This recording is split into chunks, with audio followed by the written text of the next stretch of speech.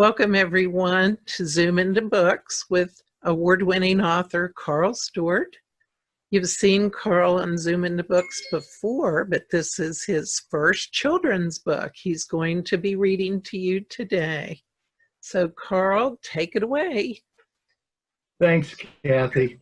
Hello, and thanks for dropping by for this Zoom presentation of my children's book, my only children's book. It's this, Good Night, Sweet Dreams. Now, I hope to be with you here for the next 45 minutes or so, introducing and then reading from the book. But I also hope to be able to discuss with you a bit about children's literature and writing children's literature in general.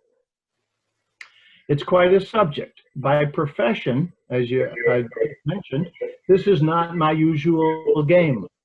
Historical fiction is more my thing. I have 6 novels published by Headline Books, all historical fiction, including 3 Westerns.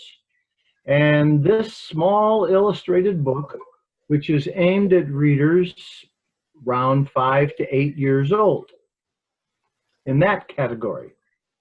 Now, why? Why? A few years ago, I'm not going to tell you how many, I had just completed the Western novel, The Last Long Drive, and was beginning to work on its sequel, Devil's Backbone, when my precocious 6-year-old granddaughter asked me a question. "Grandpa," she asked, "you write a lot of books. Could you write one for me?" Well, if you're a writer and your only granddaughter asked you such a question, there's only one permissible response. You stop working on whatever it is you've been doing and you write that child a book. So that's what I decided to do. But the next question that pops up that I had to address after why write a book is what book to write? What would be my topic? Now, I figured there are pretty much probably only 2 reasons I would want to write a children's book: to delight or to inspire, or preferably both. So what was to be my subject or theme?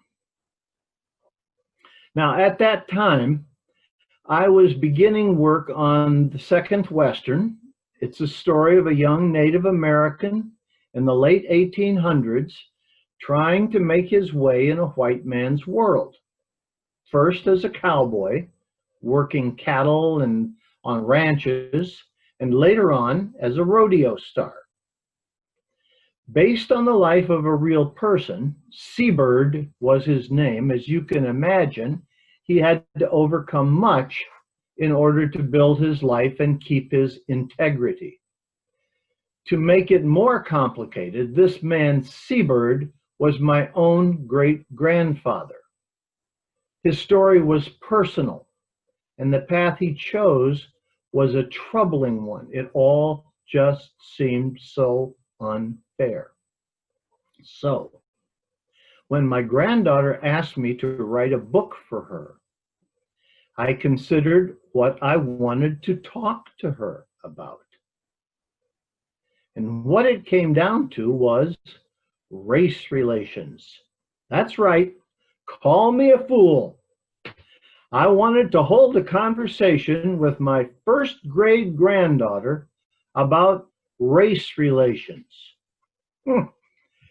It was a conversation no adult ever had with me when I was young, and I sure could have used it. I grew up in an age when cowboys were kings and Indians were subhumans. I was not told until after his death that Granddad was an Indian. When I heard the news, I felt terrible because I remembered once asking him specifically if, when he was a cowboy, did he ever shoot any Indians? I was horribly ashamed of myself for saying something that must have hurt his feelings. And because he had passed away, I could never apologize. I could never apologize to the old man I loved. Why hadn't anyone told me? That's why I decided to write about the conversation that never took place. That's the genesis of Good Night, Sweet Dreams. But I wanted to write it in an entertaining fashion. To the question I was asked at the time, don't you think race relations is a little too heavy for children? I would answer, certainly not. Not if it is presented in a manner that a child can get, that doesn't threaten her, make her feel guilty or confused, and that also, by the way, is entertaining. Children may be ignorant and inexperienced, but I've always respected their intelligence. There was a movie about 20 years ago that was quite popular, and in it an actor portraying a teacher said to his class, "Ignorance can be fixed, but stupid is forever." Little kids deserve respect. They may be ignorant, but they're not stupid. So I wrote the text. The next question that had to be answered was who? Who specifically would illustrate this story? I was so new to children's literature that I was not even aware that the publishing company had their own illustrators. So I racked my brain over the possibilities until I determined to ask a dear friend of mine who happened to live in a cabin in the Alaskan wilderness. Mary Carr is an artist as well as my wife's sister. I sent her the text with little guidance as to how to illustrate it, trusting her good judgment. And then she took charge with all her natural enthusiasm. One day, a long time after, she came to visit, and there on the dining room table rolled out all her drawings. I was amazed at how much thought and effort she had put into her work, but I should not have been. Right down to her choice of medium, crayons, because, she said, small children reading the book would more easily relate to it. And I owe Mary Carr a great debt of gratitude for her illustrations. Writing this book also caused me some technical problems. Being used to writing for grown-ups, I had to alter my vocabulary without dumbing down the ideas. I remember listening with sweaty palms when I gave a first copy of the book to my little granddaughter, who had asked me to write it in the first place, and I asked her to read it to me. To my delight, she blew right through it, stumbling over once, only once, over a 4-syllable word before scooting right on through to the end. When she concluded, I nervously asked her what she thought of it. Her face sobered in thought for a moment or two while she considered. Then she declared, quite proudly, "I love it, Grandpa. Can I have it?" And at that moment, I felt like I had just won the Nobel Prize for Literature. So when I sent the book in to Headline Books, a wise editor sent it back and suggested that I write some questions that an adult, perhaps a teacher, a parent, a librarian, even a grandparent, could use to start that conversation with the child. So that was added to the very end of the book. And that's enough of the genesis of Good Night, Sweet Dreams. Now, let me read it to you.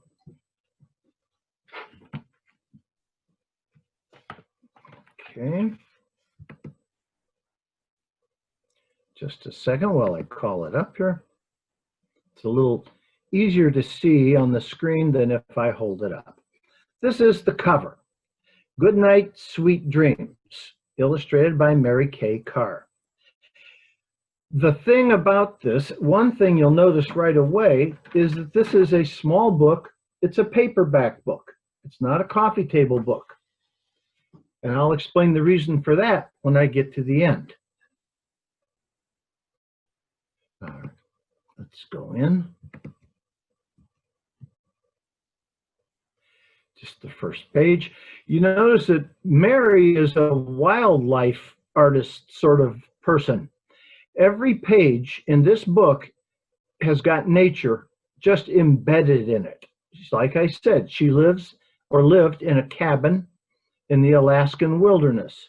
I may have had, if I had thought about it, urban visions, street scenes, but you won't find a one in here.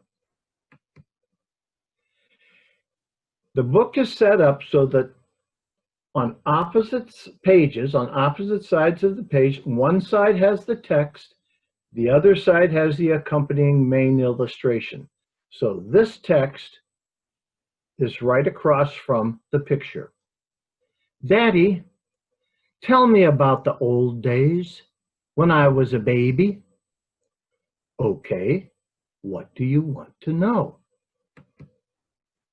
And this is the scene. It's a bedtime scene. This is right across from the text.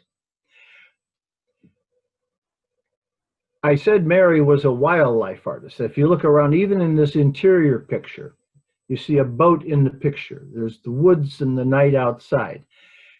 If the bed covers look slightly odd, I asked her about that too. I said, what do they look like?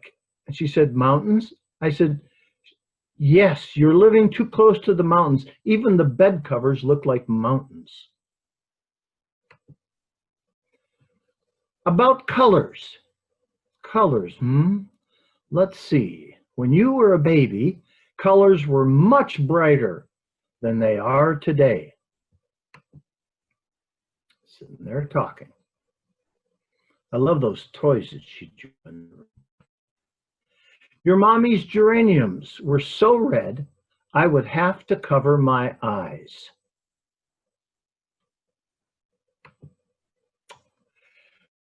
That's the only word my granddaughter stumbled over.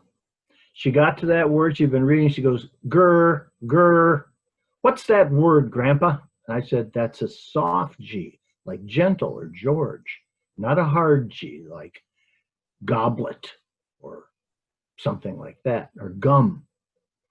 And she said, geraniums. And then she just rolled the rest of the way. Dandelions made your chin glow like butter. They still do, Daddy. And there's the accompanying picture, if you've ever held a dandelion under a chin. Yes, and the stars were red and yellow and gold and blue.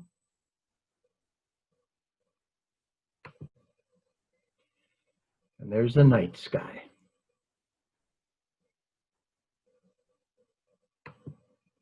And the sun was so bright, not hotter, just brighter, that shadows were darker. So if a person would step from sunlight to shadow, he would disappear.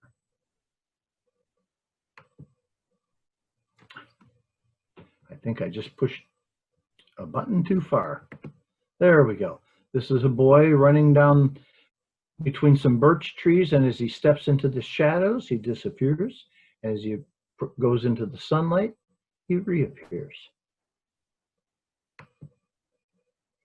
Oh, I wish, Buddy wriggled under his covers, that things were like that today. And the strangest things of all were the colors of the people. Oh, Daddy, really? He's looking at his father with a little disbelieving look on his face. It's true. White people were so white, their skin looked like writing paper.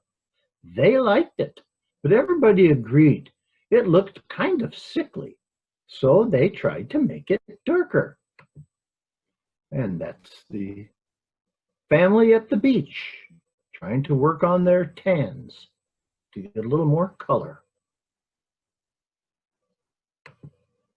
Yellow people were so brightly yellow, they hurt white people's eyes and were usually told to keep away from them. And this is them. This is another family, probably at a nearby beach. I want you to notice one thing she did. When she does the text with the illustrations, the colors of the people are very brightly different. But in reality, as we know, those colors really don't exist. People aren't that brightly different. That's the difference between what's up here and actually what is. The red people were so red that when a white-skinned person would meet one, he would often feel sorry for anyone who looked so burnt, and then would look away. Daddy, you're kidding, right? Buddy asked. And this is a picture of a family, once again, playing at a beach. One got a little fishing pole and the boats. Daddy lowered his voice, but the strangest of all were the black-skinned people. They were so dark, they were often invisible in the shadows. And when they stepped out into the sunshine, it would surprise and frighten the white-skinned people. And this is their family, playing in a pool, toys, playground equipment, kicking a ball around. Just a family.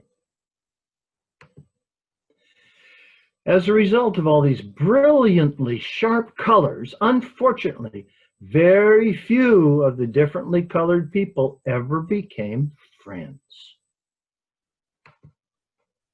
This is the only page in the book that's very harsh colors, almost vibrating with disharmonies because of the nature. The back's turned. The people that should be friends are not. The boy giggled. Daddy, you tell the silliest stories.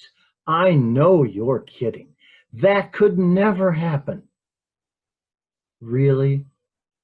Well, good night. He kissed the boy's forehead. There he is, tucking him in. Sweet dreams.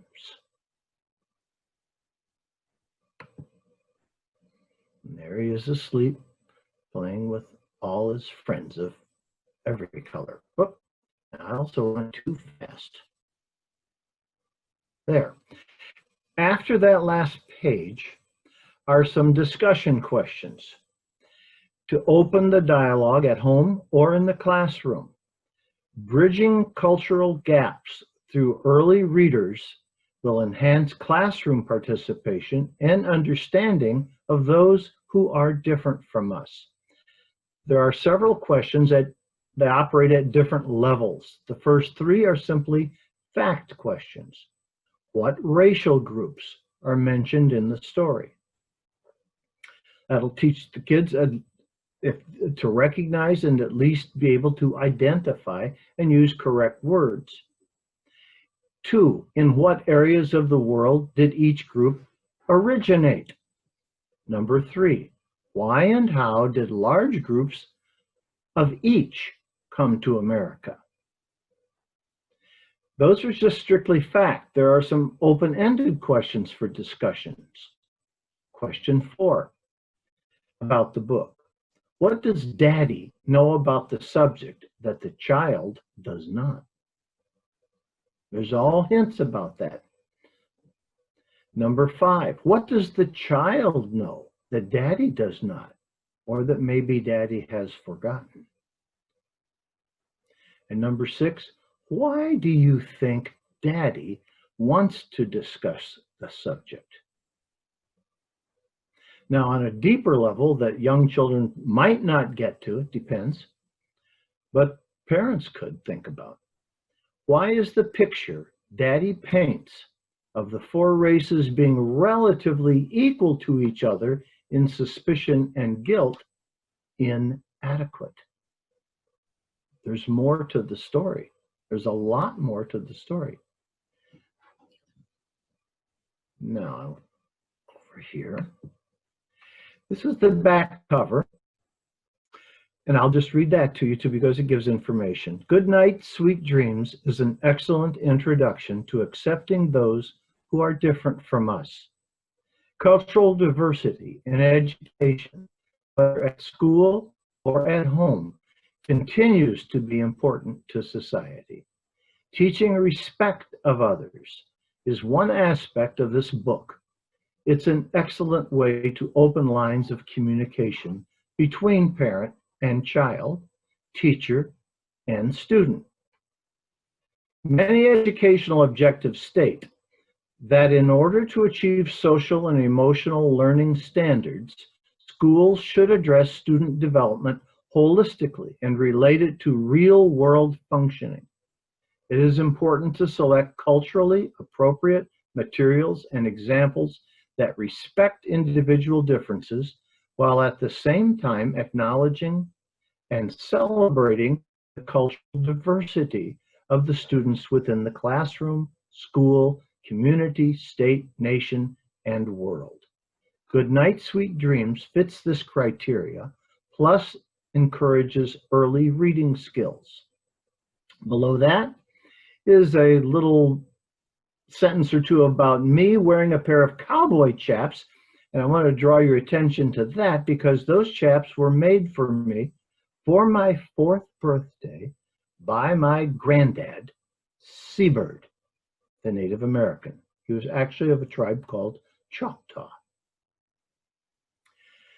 And it says, Karl Stewart was raised in the hills and forests of West Virginia. Inspired by the mystery of an old man he loved, he now writes stories of the Old West centered on that legend. His great-grandfather from his home high on the ridge in rural Wisconsin. Next to that, there's a little sentence on somebody else. It says, this is a first book illustration for longtime Alaskan artist Mary Carr.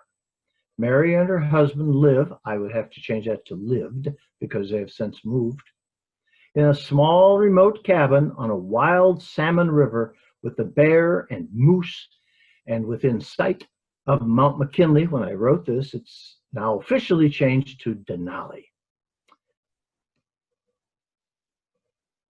Now, this picture is not in the book, and it's a little bit fuzzy, but this was sent to me on an email. But it's a 1st grade class somewhere, and they're spelling out thank you. And accompanying this was an email from their teacher, the 1st grade teacher, a young lady who wrote to me and said, thank you, Mr. Stewart, for your wonderful book. It was perfect for our class. That's the sort of thing that made me feel that writing the book was worth it, that each child, the school bought each child a copy of the book. Because it's paper, not hardbound, it's inexpensive, and the school could do that. My idea was then that with the book in the hands of every child, they could take that book home then and maybe encourage mom and dad to have that conversation.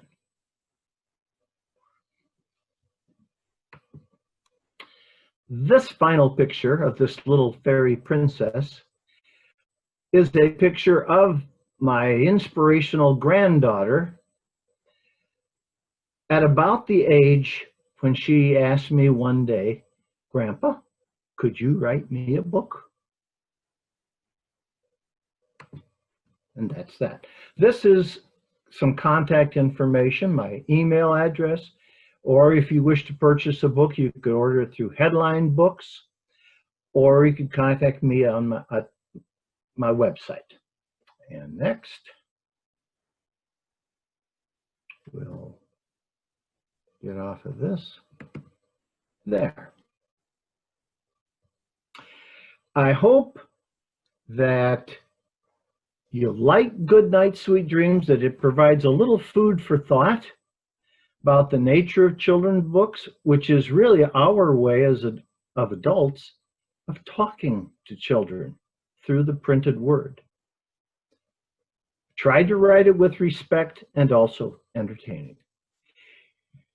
If you have any questions, I'm going to stick around for a little while, sign some copies. You can order them from me off Amazon or from Headline Books directly. Thanks for dropping in. And I think because some people may join late, I may end up reading the book over again one more time, maybe a little quicker. Let's see. Carl, that would be great. We did have several people join us late. Okay, Kathy. If you would read it again, they would love it. Why don't I rewind here and I'll start right in again. And I'm going to do this one this time. And we'll do the other one. This one. Okay, if you came in late, I'm Karl Stewart, and I'm the author of this book. Is it on? Good Night, Sweet Dreams. And it's based on a question my granddaughter, who was about 5, 6 at the time, I believe, who asked me, "Grandpa, you write a lot of books. Could you write a book for me?" And so that's exactly what I did. I stopped writing a novel I was working on and wrote her this book. But once you decide to write a book, you have to decide what's it going to be about. And for that, I chose the subject of race relations because that was the nature of the theme of the novels I was writing, and it was on my mind, and it was important to me. Then the question became, if it's about race relations, how do you deal with children? So it had to be educational, informative, entertaining, and it had to respect their intelligence. Those were the things I worked on. So let me take you through Good Night, Sweet Dreams.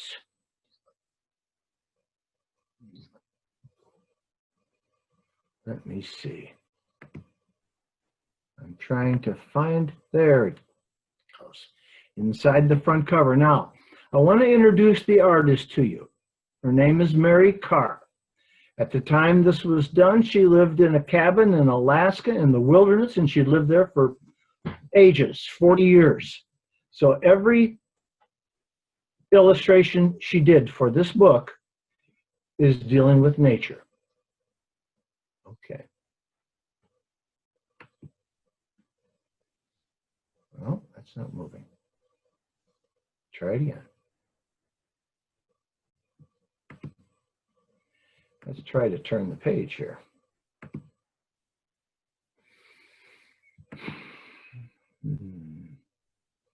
I'm having trouble turning the page.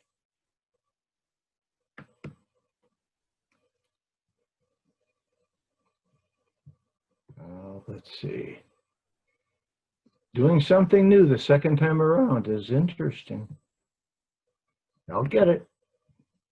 Oh, there we go. Now we got it. Okay. Yes. Dedication page. Now, on the left is my text, and then it'll be accompanied by her illustrations. Miss Carr's. Daddy, tell me about the old days when I was a baby. Okay, what do you want to know? Notice even on this indoor scene, The blankets look to me like mountains. About colors. Colors, let's see.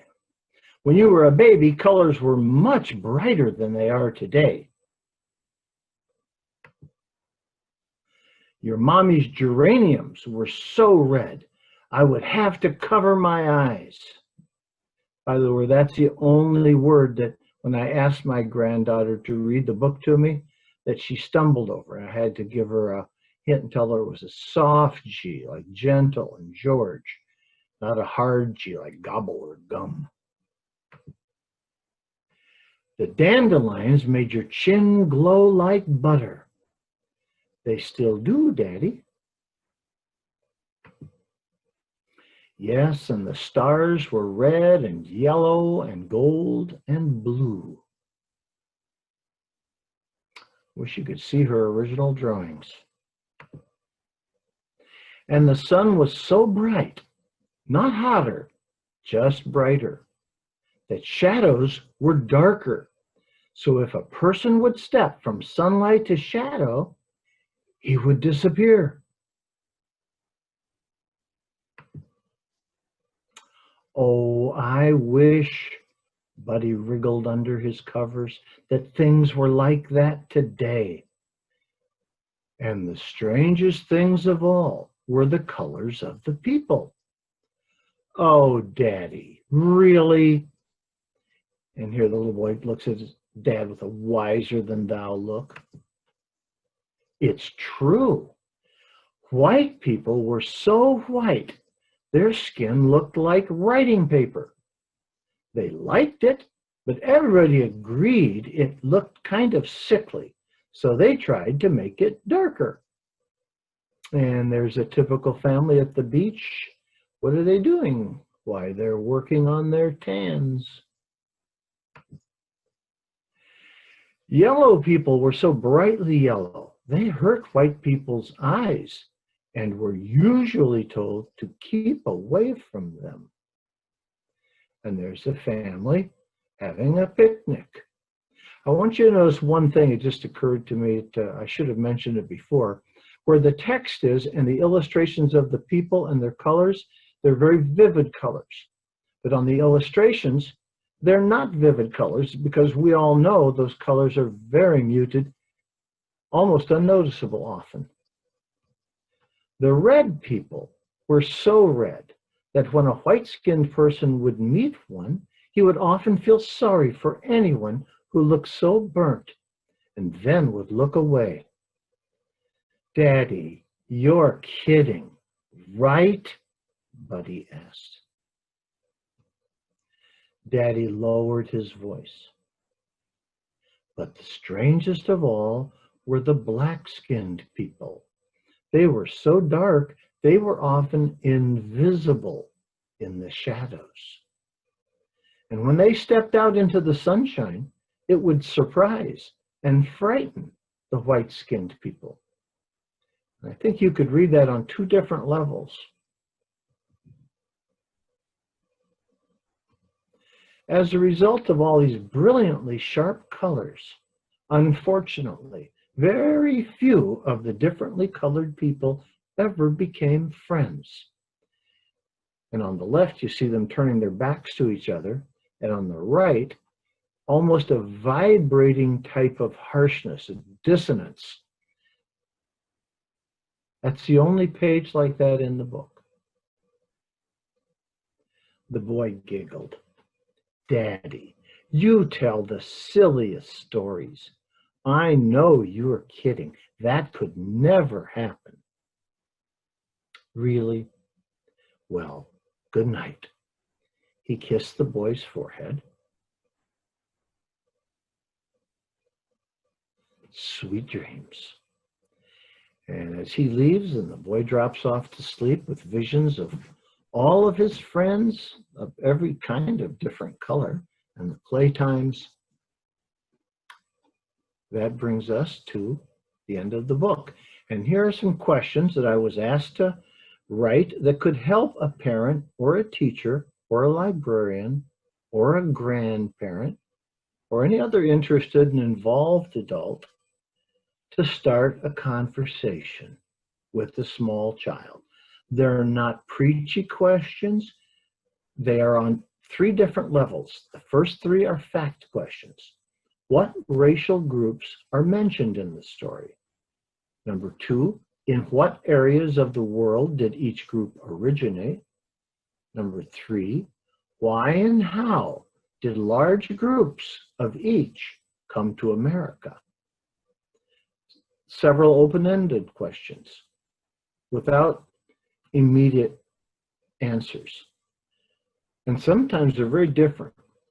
What does Daddy know about the subject that the child does not?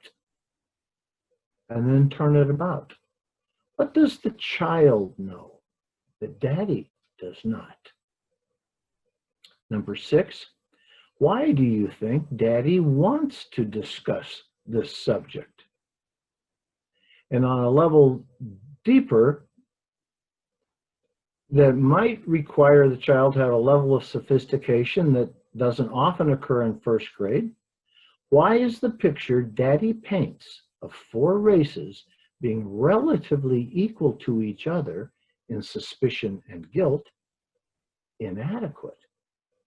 Is there an imbalance somewhere? And that brings you to the back cover. And there's I was asked once what for the back cover, and I was trying to get the back cover. Someone asked me, well, what was your favorite illustrated book when you were a kid? And I said, The Purple Crayon. And so that's why the boy's in the bed and the color's all purple. That was just fun. And that brings us back full circle again. If anybody has, I hope you enjoyed it, and I hope it was entertaining. And if anybody has any questions, I'm going to stick around here a little bit, field any questions you've got. And then if you want to order one, you can from me or Amazon or from the Headline Books directly. Thank you. Thank you, Karl. That was wonderful. You will see Karl again on Zoom into Books, and I want to thank everybody on Facebook for joining us.